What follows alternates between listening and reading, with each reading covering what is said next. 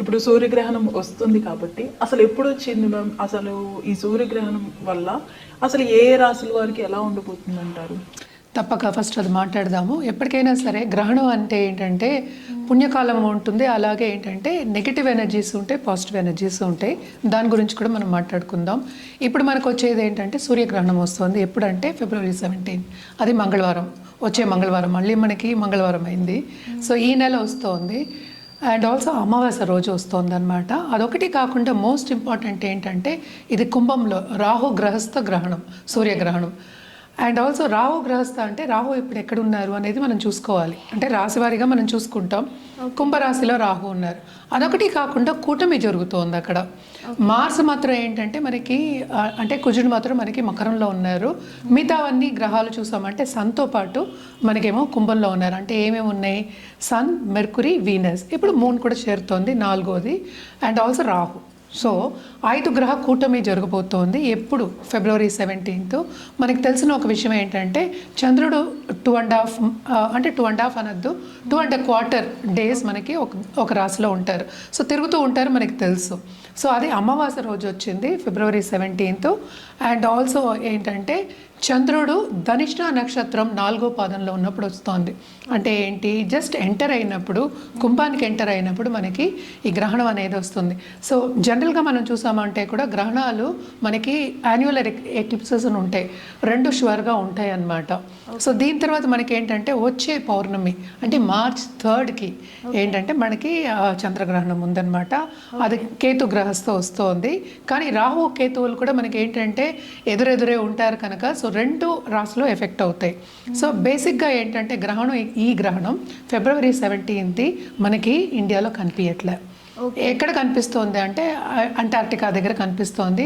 And also ring of fire కూడా form అవుతోంది. అంటే మనం చూస్తూ ఉంటాం కదా, మనకి షాడో పడినప్పుడు అంటే ఏంటి, ఎర్త్ షాడో పడినప్పుడు లేకపోతే ఏదైనా మధ్యలో ఒక ప్లానెట్ వచ్చినప్పుడు మనకి షాడో పడుతుంది. అంటే ఏంటి, లైట్ అనేది మనకి ఎర్త్కి రాదనమాట. సో మూన్ జనరల్గా మధ్యలో వెళ్ళినప్పుడు మనకి షాడో పడుతుందన్నమాట. సో అదేంటంటే పూర్ణంగా, ఆల్మోస్ట్ పూర్ణంగా మనకి కనిపించబోతుంది. టోటల్ సోలార్ ఎక్లిప్స్ కింద కనిపించబోతోంది. సో అప్పుడే మనకి ఏంటంటే రింగ్ ఆఫ్ ఫైర్ అనేది కనిపిస్తుంది. ఇది కూడా ఎక్కడ కనిపిస్తుంది? ఎక్కువ అంటార్క్టికాలో కనిపిస్తుంది అనమాట. ఇండియాలో అయితే ఏమీ లేదు. బట్ జనరల్గా ఏంటంటే గ్రహణం వచ్చినప్పుడు అంతా మనం కొన్ని విధి విధానాలు మనం పాటిస్తూ ఉంటాం. సో ఏం పాటించాలి అనేది వెరీ ఇంపార్టెంట్. ఈసారి మనం ఎక్కువ పాటించక్కర్లే. బట్ జనరల్గా చూసాము అంటే ఎప్పుడు పాటించవలసింది ఏంటంటే అది పట్టుకున్నప్పుడు, అంటే గ్రహణం పట్టుకున్నప్పుడు స్నానం చేస్తాం, పట్టు విడుపప్పుడు స్నానం చేస్తాం. అదొకటి కాకుండా దర్భ మనం గ్రాస్ వేసుకుంటాం అనమాట అన్నిటి మీద, తినుబండాల మీద. ఎందుకని అంటే ఏంటంటే నెగిటివ్ ఫోర్సెస్ ఉంటాయి, పాజిటివ్ ఫోర్సెస్ ఉంటాయి. సో ఇవి రెండింటిని మనం కాపాడడానికి, ఫుడ్ని కాపాడడానికి మనం చేస్తూ ఉంటాం. అంటే ఏంటి, దర్భ వేస్తారు, అలాగే ఏంటి తులసి ఆకులు కూడా వేసుకుంటూ ఉంటారనమాట. అదొకటి కాకుండాను మనం ఏంటంటే ఆ టైంలో ఎక్కువ మనం ప్రతిష్టానం అవన్నీ కూడా చేయకుండాను అక్కడ కూర్చుని మనం ఏంటంటే హోమాలు కానీ పెద్ద పెద్ద పూజలు కానీ అవన్నీ చేసుకోకుండా ఆధ్యాత్మికంగా స్పిరిచువల్ గ్రోత్ మీద లేకపోతే మంత్రసిద్ధి మీద ఎక్కువ మనం కాన్సన్ట్రేట్ చేస్తామన్నమాట. ఇది బెస్ట్ టైం టు గెట్ మంత్రసిద్ధి. అంటే ఏంటి, సిద్ధులు పొందడానికి ఇది చాలా మంచి సమయం. మన సినిమాల్లో కూడా చూస్తూ ఉంటాం, నెగటివ్గా చూపిస్తూ ఉంటారు. సిద్ధులు వస్తాయి, ఎక్లిప్సెస్ వచ్చినప్పుడు సిద్ధులు వస్తాయి. ఎక్కువ మనకి ఏంటంటే నెగటివ్ ఫోర్సెస్ ఎక్కువ అవుతాయి కనుక మనకేంటి, ఆ ఫోర్సెస్ ఎక్కువ అవుతాయి కనుక మనం ఏదైనా ఒకటి చేయాలి అంటే కనుక చెయ్యొచ్చు అనేది మనకి సినిమాల్లోంచి చాలా చూస్తూ ఉంటాం. బట్ జనరల్గా చెప్పుకోవాలి అంటే కనుక తప్పక ఏంటంటే ఆ టైంలో మంత్రోపదేశం చేసుకోవచ్చు, తీసుకోవచ్చు కూడాను, ఒక గురిని పాటించవచ్చు. అదొకటి కాకుండా జపం కంటిన్యూస్గా తీసుకోవచ్చు. ఎందుకంటే ఆ టైంలో మనకి ఎనర్జీ అనేది అనుకూలంగా ఉంటుందన్నమాట సిద్ధులు పొందడానికి కానీ, మంత్రం ఉపదేశాలు తీసుకోవడానికి కానీ. సో అదేంటంటే అమృతకాలం, అంటే ఏంటి, మంచి కాలం కింద మనం చెప్పుకుంటూ ఉంటాం అన్నమాట. ఇది ఈ గ్రహణం ఎప్పటి నుంచి ఎప్పటి వరకు ఉంది అంటే మధ్యాహ్నం 3 నుంచి 3:30 అనుకుందాము. రాత్రి 7:57 అలాగే 8 వరకు ఉంది. ఆల్మోస్ట్ 4 hours ఉంటుంది. లేదు, పాటించక్కర్లేదు. ఇప్పుడు పట్టు విడుపు అక్కర్లేదు, ముందు స్నానం అక్కర్లేదు. ఇవన్నీ జనరల్గా చెప్పుకోవడం ఎందుకంటే తెలియాలి ప్రేక్షకులకి అని చెప్పడం అనేది జరుగుతుంది అనమాట. ఇండియాలో కనిపించదు కనుక మనకి ఏంటంటే మనం ఏమీ చేయక్కర్లేదు. మామూలుగా ప్రతిష్టానం చేసుకోవచ్చు, పూజలు చేసుకోవచ్చు, అన్నీ చేసుకోవచ్చు, ప్రాబ్లం ఏమి ఉండదు అనమాట. బట్ జనరల్గా మనం చెప్పేది ఏంటంటే ఇంకో జాగ్రత్త జాగ్రత్త ఎప్పటికైనా చెప్పేది ప్రెగ్నెంట్ ఉమెన్కి చెప్తూ ఉంటాం. కడుపుతున్న వాళ్ళు పడుకునే ఉండాలి, కదలకూడదు, ఇవన్నీ చెప్తూ ఉంటారు గ్రహణం టైంలో. ఎస్పెషలీ సోలార్ ఎక్లిప్స్ వచ్చినప్పుడు ఎక్కువ చెప్తూ ఉంటాం అనమాట. ప్రభావం ఎక్కువ ఉంటుంది, ఆ ఫోర్సెస్ది, ఆ ఎనర్జీస్ది ఎక్కువ ఉంటుందని చెప్తూ ఉంటాం. ఈ టైంలో ఏంటంటే జాగ్రత్త తీసుకోవాల్సింది ఏంటంటే ప్రెగ్నెంట్ ఉమెన్ అంటే ఏంటి, కడుపుతున్న వాళ్ళు, నిండు గర్భిణీలు కొంచెం ఎండ దగ్గరికి వెళ్లకుండా ఉంటే, ఎండలో వెళ్లకుండా ఉంటే చాలు అని చెప్పడం జరుగుతుంది. అంటే ఏంటి, ఏదైనా చేయొచ్చు, టీవీ చూడొచ్చు, తినచ్చు, అన్నీ చేయొచ్చు. ఎందుకంటే ఇక్కడ కనిపించట్లా. మనం ఇందాక చెప్పిందంటే జనరల్గా ఏం చేయాలో నేను చెప్పడం జరిగింది అనమాట. ఏదైనా చేయొచ్చు, కానీ సన్కి డైరెక్ట్గా ఎక్స్పోజ్ అవ్వద్దు. ఎందుకని ఇది చెప్తున్నాం అంటే, ఎక్కడైనా సరే ఇది మన లోకమే కదా, మనం ఈ లోకంలోనే ఉన్నాం. మనకున్నది ఒకటే సన్, మనకే 100 సన్లు లేవు కదా. ఒక గ్రహం గురించే మనం మాట్లాడుతాం, సన్ గ్రహం. అంటే సూర్యం ఎక్లిప్స్ అవుతుంది, అంటే సోలార్ ఎక్లిప్స్ అవుతుంది, ఒకటే కదా మరి గ్రహం. సో దాని ప్రభావం, రేస్ అనేది, ఎనర్జీ అనేది ఎక్కడైనా అలాగే ఉంటుంది కదా. సో మనకి కనిపించకపోయినా ఆ రేస్, ఆ ఎనర్జీ మనకి ఇక్కడికి వచ్చినప్పుడు, ఇండియాకి వచ్చినప్పుడు కూడా కొంతవరకు ప్రభావితం అవుతుంది. అండ్ ఆల్సో నెగిటివ్ ఎనర్జీ మనకు వచ్చే ఛాన్సెస్ ఉన్నాయి. సో ఎందుకు ఛాన్స్ తీసుకోవడం అనేది మనం ఇవన్నీ చెప్పడం జరుగుతుంది అనమాట. సో జనరల్గా మనం చూసామంటే గర్భిణీ స్త్రీలు బయటకు వెళ్ళకూడదు, ఇవన్నీ చెప్తూ ఉంటాం, జాగ్రత్తలు చెప్తున్నాం. అది ఇది తుంచకూడదు, ఇలాంటివన్నీ చెప్తూ ఉంటాం. అదే, సో ఇప్పుడు పడుకోమని చెప్తారు, అసలు కదలకూడదు అని చెప్తూ ఉంటారు అనమాట. ఇవన్నీ ఏమీ అవసరం లేదు, ఎండలో వెళ్ళొద్దు. ఎందుకంటే ఇది కూడా మనకి ఏంటంటే ఆఫ్టర్నూన్ వస్తుంది. సో మనకి సన్సెట్ అయ్యే టైం అంటే 6 o'clock అనుకుందాము. సన్సెట్ అయ్యే వరకు అంటే ఏంటి, ఒక 2 గంటలే కదా. సో ఈ టైంలో తినచ్చు, ఏదైనా చేసుకోవచ్చు అనమాట, ప్రాబ్లం ఏమి ఉండదు. పూజలు కూడా చేసుకోవచ్చు. కానీ ఇవన్నీ ఏం చేస్తాము, గ్రహణం ఇక్కడ కనిపించినప్పుడు, మన ప్రదేశంలో కనిపించినప్పుడు ఎప్పటికైనా సరే ఇవన్నీ అంటే ప్రతిష్ఠ చేయడం కానీ, పూజలు చేయడం కానీ, అలాగే ఏంటంటే మనం తినడం కానీ ఇవన్నీ ఏమీ చేయమన్నమాట. సో జనరల్గా ఏంటంటే స్నానాలు చేస్తాం, అదొకటి కాకుండా దానం ఇవ్వడం చెప్తాం. ఈ టైంలో మనకి ఇక్కడైనా సరే, మనకి ప్రపంచంలోనే జరుగుతుంది కనుక దానం ఇవ్వడం అనేది వెరీ ఇంపార్టెంట్. ఏదైనా సరే తెల్ల వస్తువులు దానం ఇవ్వమని చెప్తాం అనమాట. అంటే బట్టలు అవ్వచ్చు, అలాగే బియ్యం అవ్వచ్చు, అలాగే ఏంటంటే ప్రతిమ, సిల్వర్లో చేసిన ప్రతిమ. ఏం ప్రతిమ, స్నేక్ది. అంటే మనకేంటో ఒక పావు ప్రతిమ ఉంటుంది, అది తీసుకెళ్ళి మనం దానం ఇవ్వడం అనేది ఆన్మాయితీ అనమాట. అదొకటి కాకుండా అర్ఘ్యం ఇవ్వడం, సూర్యుడికి అర్ఘ్యం ఇవ్వడం జనరల్గా మనం ఎప్పుడు చేస్తున్న ఒక పద్ధతి. సో ఇది కంటిన్యూస్గా చేసుకోవచ్చు. కానీ ఇదివరకు ఏం చేసేవాళ్ళు అంటే, గ్రహణం ముందు అన్నీ ఏంటంటే మనం సర్దేసి పెట్టేసుకుని, అన్ని గర్భలు వేసేసి, అన్ని దర్భలు వేసేసుకుని రెడీ పెట్టుకుంటాం. ఇదేంటంటే ఊరగాయలు అవన్నీ ఏంటంటే ఇదివరకు ఫ్రిడ్జ్లో అవి ఉండేవి కాదు. సో ఊరగాయలు కానీ, పళ్ళు కానీ అవన్నీ ఏమి పడేసుకోలేము కదా. సో దాని మూలనే ఏంటంటే పళ్ళుకి ఏమి ఉండదు, నెయ్యికి ఏమి ఉండదు, పెరుగుకి ఏమి ఉండదు అని చెప్తూ ఉంటాం అనమాట. జనరల్గా మనం చూసామంటే మనం చేసిన వస్తువులు, అన్నం కానీ అంటే ఏంటి, మనం వండుకున్న వస్తువులు. సో గ్రహణం అయిన తర్వాత స్నానం చేసి వండుకునేవాళ్ళు, దాని తర్వాతే తినేవాళ్ళు. అది వాట్ ఎవర్ దానికి ముందు ఉన్నదేమో అంటే ఏంటంటే ఇదివరకు ఎవ్రీడే చేసుకుని తినడం అనేది అలవాటే. అంటే పూటకి వండుకునేవాళ్ళు కదా. సో పొద్దున్నది సాయంత్రం తినడం కానీ అలాంటివి ఎక్కువ చేసేవాళ్ళు కాదు. సో ఇది కూడా ఏంటంటే గ్రహణం కూడా మనకి అలాగే అనమాట. గ్రహణం ముందు అన్నీ తోవేసుకుని క్లీన్గా పెట్టేసుకుని దాని తర్వాత వండుకొని తినడం అనేది మనకి ఆన్మాయితీ ముందు నుంచి. చిన్న డౌట్, ఇప్పుడు అసలు ఈ గ్రహణాలకి మనం ఫుడ్ తినడానికి ప్లస్ ఈ ప్రెగ్నెంట్ లేడీస్కి అసలు వీటన్నిటికీ ఏంటి మేడం రిలేషన్? Negative energy. ఇప్పుడు ఏదైనా నెగిటివ్ ఎనర్జీ వచ్చిందంటే కనుక, అంటే నెగిటివ్ ఎనర్జీ ప్రభావం అంటే energy, we are all energy, energy field అంటాం. సో మనం కూడా ఎనర్జీయే కనుక, సపోజ్ ఏదైనా నెగిటివ్ ఎనర్జీ వచ్చిందని, ఎందుకంటే ఇది షాడో పడుతుంది. అండ్ గ్రహాలు కూడా మనం మాట్లాడుకుంటే రాహు, కేతు షాడో గ్రహాలు. And also they are malefics, అంటే ఏంటి, చెడు చేసే గ్రహాలు. సో జనరల్గా మనకి ఏంటంటే ఇప్పుడు ఫుడ్ ఎప్పటికైనా సరే అది కూడా ఎనర్జీయే, కరెక్ట్. సో వండుకున్న ఫుడ్ కూడా దానికి ఒక ఎనర్జీ ఉంటుంది. ఎప్పటికైనా సరే మనం అన్నం పరబ్రహ్మ స్వరూపం అంటాం. సో దేవుళ్ళలాగా చూస్తాం అనమాట. సో మనం ఏదైనా సరే ప్రతిష్ఠ చేయొద్దు, పూజా గది కూడా మనం క్లీన్ చేసుకుంటాం అంటే గ్రహణం అయిన తర్వాత. సో అన్నీ కడుక్కుంటారు, అంటే విగ్రహాలు కడుక్కుంటారు, అన్నిటికీ మళ్ళీ ఏంటంటే బొట్లు పెట్టుకుంటారు తుడుచుకుని, ఇవన్నీ చేసేవాళ్ళు అనమాట. సో పాజిటివ్గా మనం చూసేది ఫుడ్ కూడా. ఇప్పుడు ప్రెగ్నెంట్ ఉమెన్ అంటే కనుక ఏంటంటే వాళ్ళకి పుట్టబోయే బిడ్డ అంటే అది ఆ మొగాళ్ళు అవ్వచ్చు, ఆడవాళ్ళు అవ్వచ్చు, ఎవరైనా సరే, బాయ్ ఆర్ గర్ల్ అవ్వచ్చు, వాళ్ళకు కూడా పాజిటివ్ ఎనర్జీ వెళ్ళాలి, డిఫార్మిటీస్ ఏమీ ఉండకూడదు. ఓకే. కరెక్ట్.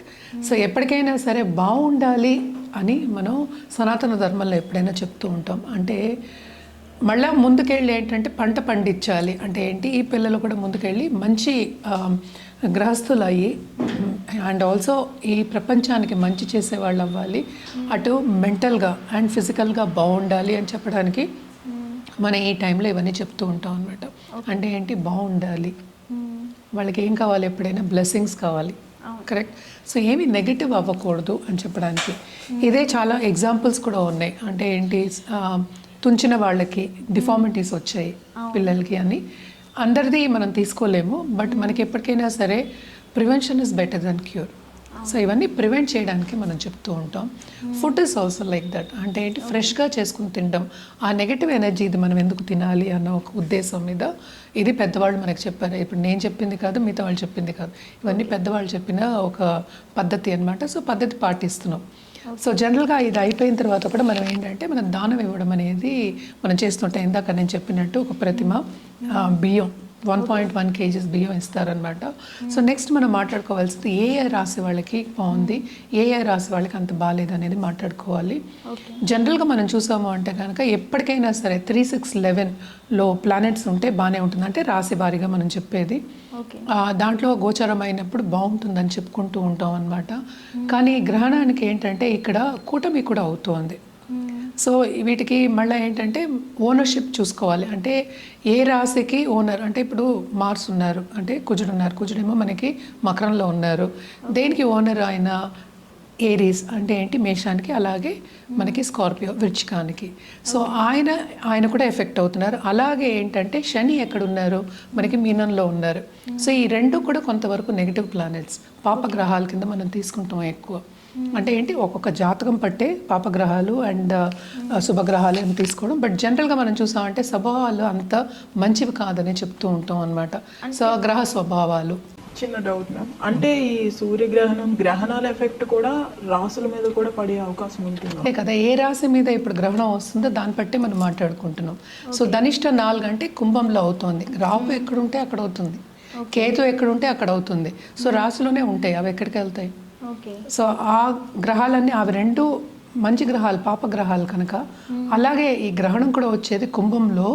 సో అటు ఇటు కూడా పాపగ్రహాలు ఉన్నాయి కనుక సో కొంచెం ఎఫెక్ట్ అనేది ఎక్కువ ఉంటుంది అని చెప్పడం జరుగుతుంది అనమాట. ఇవన్నీ ఏంటంటే సూచనలు. దేని మీద ఎక్కువ ఎఫెక్ట్ పడతాయంటే జనరల్గా మనకి ఇప్పుడు వార్ వచ్చే సూచనలు చెప్తూ ఉంటారు. అంటే జన నష్టం అయ్యే సూచనలు మనం చెప్తున్నాం అనమాట. సో ఎక్కడైనా సరే వాల్కనోస్ ఇది అవ్వడం కానీ, ఎర్త్క్వేక్స్ రావడం కానీ, లేకపోతే ఫైట్స్ అవ్వడం కానీ, లేకపోతే జన నష్టం అలాగే ఆస్తి నష్టం కలిగే ఒక సూచన మనం చెప్పడం అనేది జరుగుతుంది జనరల్గా మనం చెప్పాలి అంటే. అలాగే పొలిటికల్గా కూడా కొంతమంది పైకి వచ్చే ఛాన్సెస్ ఉంటాయి, కొంతమంది ఏమో కిందకి పడిపోయే, అసలు కంప్లీట్గా పడిపోయే ఛాన్సెస్ మనం చూస్తున్నాం. అదొకటి కాకుండాను మనకి మెటల్స్ కానీ, లేకపోతే సపోజ్ ఇప్పుడు కమోడిటీస్ ఉన్నాయి, అవన్నీ ఎక్కువ అయ్యే ఛాన్సెస్ మనకి ఎక్కువ కనిపిస్తున్నాయి. అంటే గోల్డ్, సిల్వర్ మనకి తెలుసు ఆల్రెడీ ఎక్కువ అవుతున్నాయి, బాగా ఎక్కువ అవుతున్నాయి. ఈ కూటమి కూడా జరుగుతోంది కనుక అదొక్కటి కాకుండా జూపిటర్ దృష్టి అనేది మనకి కుంభం మీద ఉంది కనుక మనం చూసామంటే అంటే ఎప్పటికైనా సరే రాహు జూపిటర్ కలయిక ఉంటే గోల్డ్ కానీ మెటల్స్ కానీ ఎక్కువ అయ్యే ఛాన్స్, ఇప్పుడు కాపర్ కూడా ఎక్కువ అయ్యే ఛాన్సెస్ మనకి ఎక్కువ కనిపిస్తున్నాయి. సో ఎలా ఎఫెక్ట్ అవుతుంది అది, ఇదేంటంటే హ్యుమానిటీ మీద ఎఫెక్ట్ ఇస్తుంది, హ్యూమన్స్ మీద. అంటే ఏంటి, కొంతమందికి చాలా మటుకు ప్రెషర్ ఉంటుంది, ఫైనాన్షియల్ ప్రెషర్, కొంతమంది పైకి రాలేరు, బిజినెస్ ప్రపోర్షన్స్ తగ్గిపోతాయి. అంటే ఏంటి, స్తంభించిపోయే ఛాన్సెస్ కూడా మనకి ఎక్కువ కనిపిస్తాయి అన్నమాట. ఇది జనరల్ ప్రెడిక్షన్స్. సో ఇందాక నేను చెప్పినట్టు దానం ఇవ్వడం కానీ, ఇలా పూజలు చేసుకోవడం కానీ ఇవన్నీ చేసుకోవచ్చు. సో ఏ రాశి వాళ్ళకి అంత బాగుంటుంది అంటే ఫస్ట్ కుంభం ఎక్కువ ఎఫెక్ట్ అయింది, మీనం బాగా ఎఫెక్ట్ అవుతుంది. అదొకటి కాకుండా సింహం to a certain extent. And also మనం చూసాము అంటే మనకి కర్కాటకం కూడా, ఎందుకంటే జస్ట్ ఎంటర్ అవుతున్నప్పుడే మనకి ఈ రాశికి ఎంటర్ అవుతున్నప్పుడే మనకి గ్రహణం వస్తుంది. సో ఎగ్జాక్ట్ 6th అయినప్పటికీ ఈ రాశి నుంచి 6వ రాశి మనకి కర్కాటకం అంటే కుంభం నుంచి అయినప్పటికీ కూడాను కర్కాటక రాశి వాళ్ళకి కూడా చాలా ఎఫెక్ట్ అనేది మనకి కనిపిస్తుంది అనమాట. అదొకటి కాకుండా ఇప్పుడు మనకి 4 రాశులు. సో ఎవరెవరికి చాలా బాగుంటుందని చూద్దాం. అంటే మేషానికి బాగుంటుంది, అలాగే వృషభానికి బాగుంటుంది, కన్యకి బాగుంటుంది, అలాగే మనకి ధనుర్కి బాగుంటుంది అనమాట. సో ఈ 4 రాశుల వాళ్ళకి చాలా బాగుంటుంది. అంటే దేంట్లో బాగుంటుంది, ఫైనాన్షియల్ సిచ్యువేషన్ ఇంప్రూవ్ అయ్యే ఛాన్సెస్ ఉంటాయన్నమాట. మిగతా 4 రాసుల వాళ్ళకి మిశ్రమ ఫలితాలు అనేవి మనం చెప్పుకోవడం జరుగుతుంది. సో ఎప్పటికైనా సరే మనం చెప్పిన అంత బాగుంటుందని చెప్పిన రాసుల వాళ్ళకి తప్పక నేను చెప్పిన పద్ధతి పాటించవచ్చు. ఎందుకంటే నేను ఇందాక చెప్పినట్టు మొత్తం మనకి ఉన్నది ఒక సన్ గాడే. ఎక్కడైనా ఒక గ్రహమే అది. సో సోలార్ అంటే sun king. So basically political దీంట్లో కనెక్షన్లో ఉన్నవాళ్ళు కానీ, లేకపోతే ఎక్కువ మంచి స్థానం అని చెప్దాము, పెద్ద పెద్ద ఇండస్ట్రీస్ నడిపే వాళ్ళు కానీ, వీళ్ళందరికీ కొంతవరకు ఏంటంటే ప్రాబ్లమ్స్ వచ్చే ఛాన్సెస్ ఉన్నాయి. అంటే దేంట్లో వస్తాయి, ఒకటి హెల్త్ రీత్యా, ఇంకోటి ఏంటంటే ఇంటర్పర్సనల్ రిలేషన్షిప్ దెబ్బతినే ఛాన్సెస్ ఎక్కువ కనిపిస్తాయి. మేడం, ఈ సూర్యగ్రహణం ప్రభావం మరి సింహరాశి మీద ఎలా ఉండబోతుంది అంటారు? సింహరాశి వాళ్ళకు కూడా నేను ఇందాక చెప్పినట్టు 7th హౌస్ అయింది. అంటే 7వ ఇంట్లో కేతు అక్కడే ఉన్నారు. సో తప్పక ప్రభావం అనేది చాలా ఎక్కువ ఉంది. ఏం ప్రభావం ఉంది, అంత మంచి ప్రభావం కాదని చెప్పాలి గ్రహణం మూలాన్ని.